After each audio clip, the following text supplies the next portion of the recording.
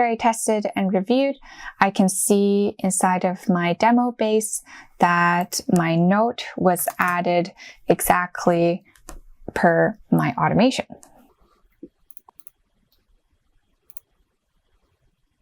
Next, we can adjust path B.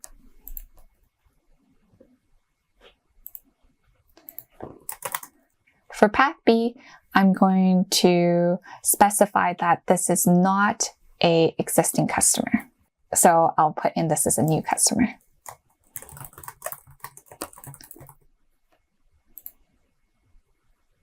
And the rule is going to be Zap was found equals false.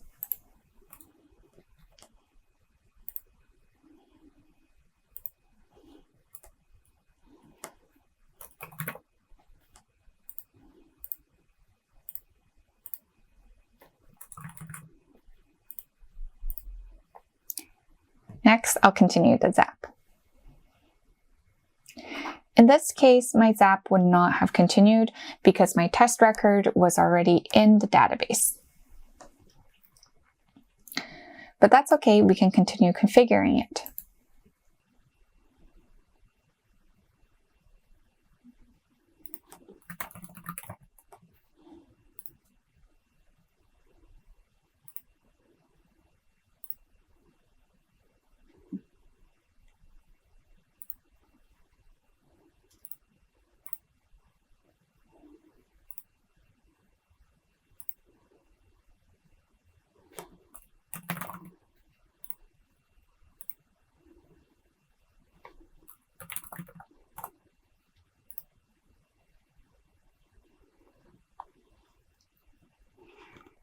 Similar to before, we're going to select our base and the table. And once again, we're going to choose the record from custom and then step 2.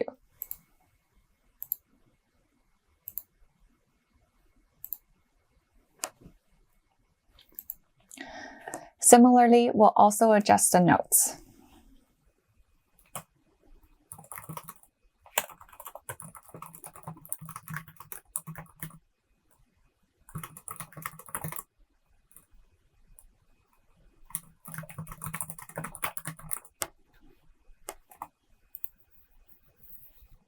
You can click continue. One of the things that makes Zapier quite convenient or perhaps confusing to new users is that when you work on paths, when you set up a path, it's going to be very important to know that you can test the steps in your path even if it didn't meet the conditions. I think Zapier does this to make it easier to test so you don't have to grab a new test record from scratch every single time.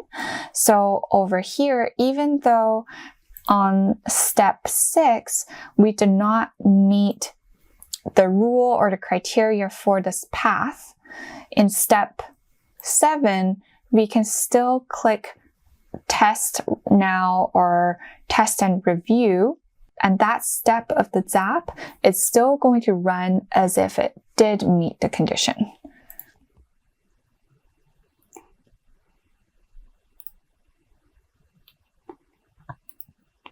So now you can see our notes. This customer was created via the intake form automation. It basically overwrote the note we had added in our other path of the Zap. Now that we are done setting up our Zap, we can turn it on, but once again, before we move on, testing is probably the most important part of this.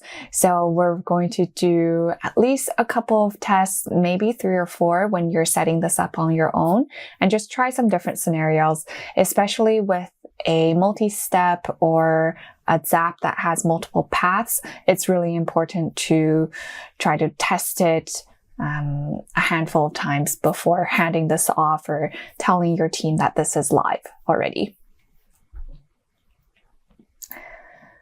So first, I'll go ahead and publish and turn this on. One other tip about testing is also that you don't have to wait until you've configured the entire Zap to test everything. You can test many different steps along the way and test in smaller chunks as well. It's helpful to break it down and kind of do smaller chunks of testing rather than having 3 things break at once.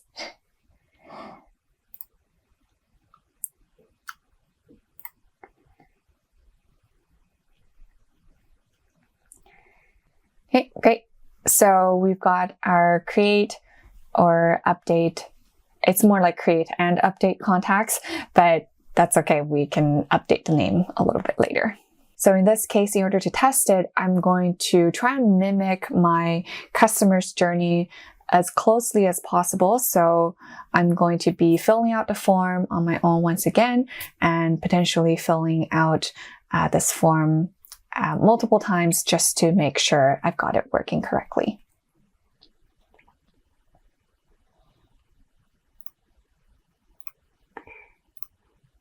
So I'm going to cut to my intake form and open up the form.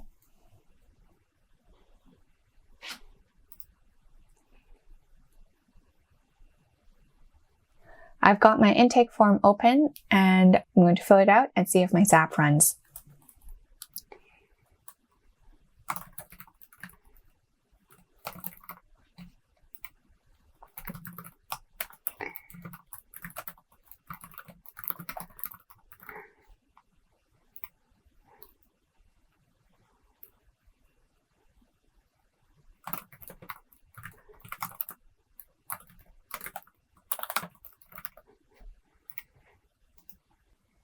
Over here, I've got my intake form for Jessica's coffee shop.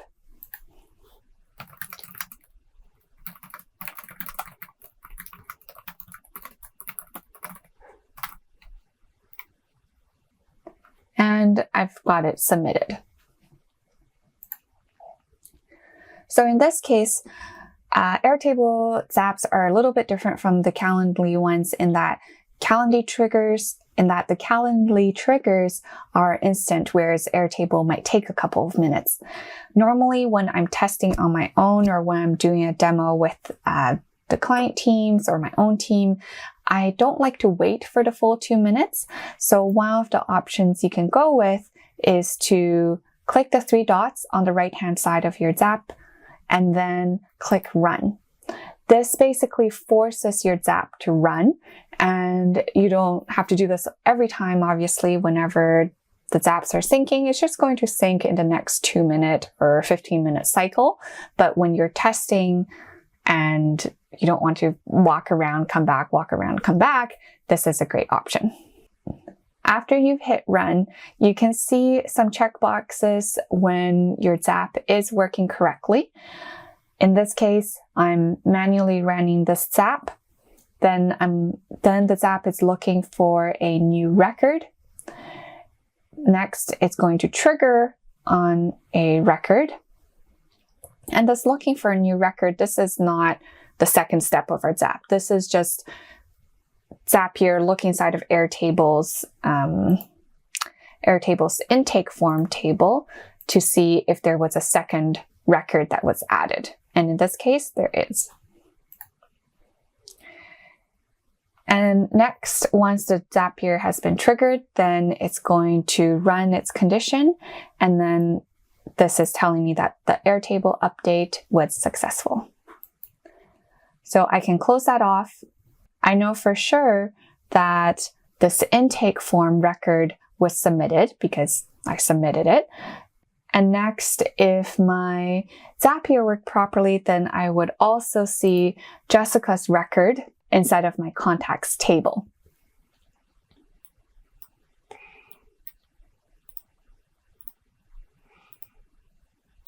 In this case, Jessica's note on her record is that this customer was created via the intake form automation.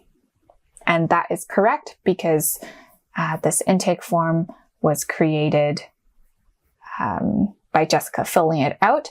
And then our Zapier caught that record and added it to the contact record. The test we just did is really for path A because this is a new customer. Thanks for investing in your own knowledge base. I'm Cherry Yang, the founder of Claribase. We're going to be releasing our flagship course, Airtable Mastery, for free. In the course, you can find over 100 videos on topics like design, integration, automations, and interfaces.